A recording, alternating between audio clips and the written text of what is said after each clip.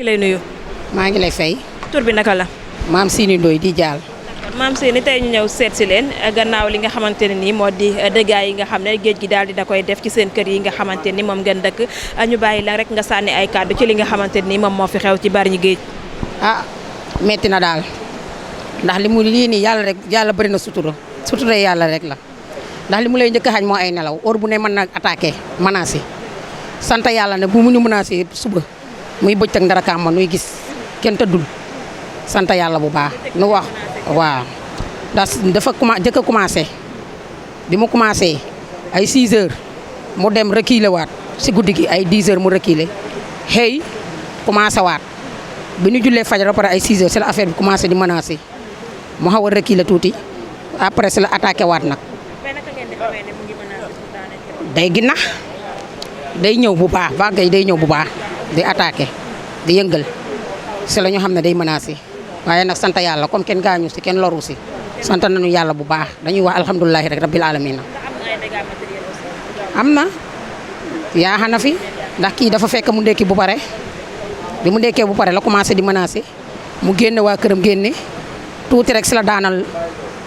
kuppati miir bi commencé nag di daanal ñu xëcc ko bagage yi ñu mën a génne ñu génne que ñu mën la génne mu si suuf xam nga loolu metti na si jaboot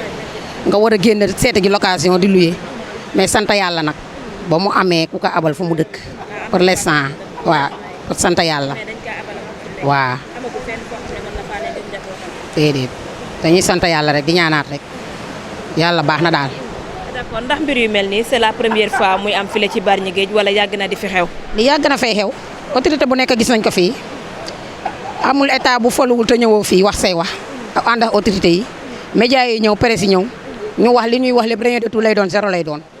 Macky Sall la taxaw na fii boobu mu ngi nekk président jàng discours am wax na bu jógee fii dina may ñi nekk si géej gi li ko dalee njëkk a Samba ba Gujulankar ay caabi kër léegi ñu waxoon gisuñu si dara. ñu am suñuy suuf yi ñu yaakaar ancien maire bi joxoon ñu ko muy centrale à charbon bi ñu teg ko fi dédommagé wu ñu kenn jamono Abou Seck laa déggaat ñu naan dédommagé nañu Abou Seck kenn laalul xaalis ba fi may wax ak yow nii ñu bàyyi mu sedd ñu ñëw fëkkaat suñuy tool teg fi port bi suñuy suuf ba léegi kenn dédommagé wul kenn xam nga ne lii metti na ñun nag dañu nekk boromi jom lépp boo ko xamee si ngor nga koy xamee dañuy ànd ak suñu ngor ak suñu fulla ak suñu fayda ak suñu jom ba karaa ñu laay dee ñàkk duñu tax a naan petit suñu ngor dong la ñuy demee ak suñu jom ak suñu fulla ak suñu fayda. d'accord comme wax nga ne ki nga xamante ni moo nekk président Macky Sall ex président Macky Sall moom ñëwoon na fi ngir taxaw def discours ne dina leen jàppale ci côté ndax bi nga xamante ni mbir yi am na aussi wala mbir yaa ngi menacé ñi nga xamante ni ñoo di nguur gu bees bi nga xamante ni ñoo ngi fi ku ci mel ni son excellence monsieur le président Bassirou Diomaye Diakhar Faye ak premier ministre am Ousmane Sonko ndax boobaak léegi réagir nañ wala ba léegi kenn déggu leen. nu ngi am yaakaar. ndax monsieur le préfet ñëw na fi tey suba ànd ak monsieur le maire te démb monsieur le maire ñëw na fi ñu ngi am daal yaakaaragul daal.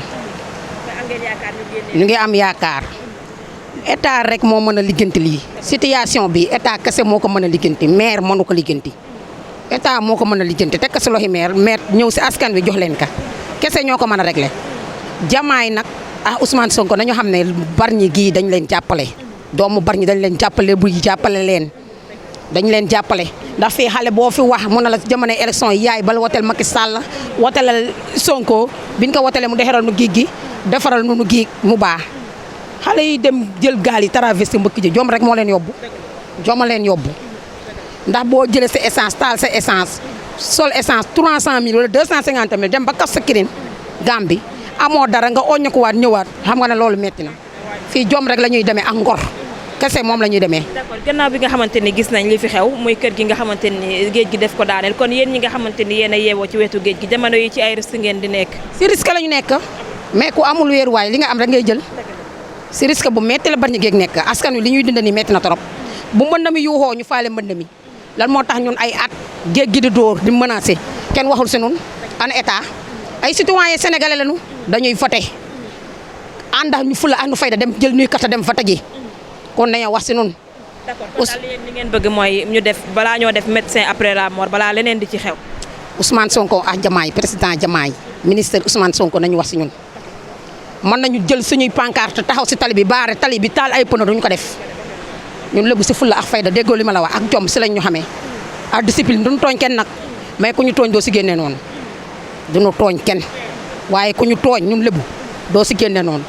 joom ful rek la ñuy demee ak fulla ak fayda mooy li ma la wax. géej gi bu mu yëkkee menacé daan na fële ñaari néeg ak saal ak douze am na élève bu fi nekkoon étudiant sax di jàng léegi mu ngi liggéey macha allah sax ba daanaloon yóbbu woon ordinateur bi mu daan jàngee ak ñaari portable ay jamono sa jamonoy Macky Sall kenn waxul ba fi may wax ak yow ñu ñëw bind yóbbu kenn waxul ba fi may wax ak yow nii ñu toog jàpp suñu njàmbur moom mu dëkk fii ñu ñëw yóbbu nañu cuisine am waañam yóbbu salle de bain ak douche am ak ñaari néegam yóbbu nañ ko ak néeg bi xale yi daan tëdd.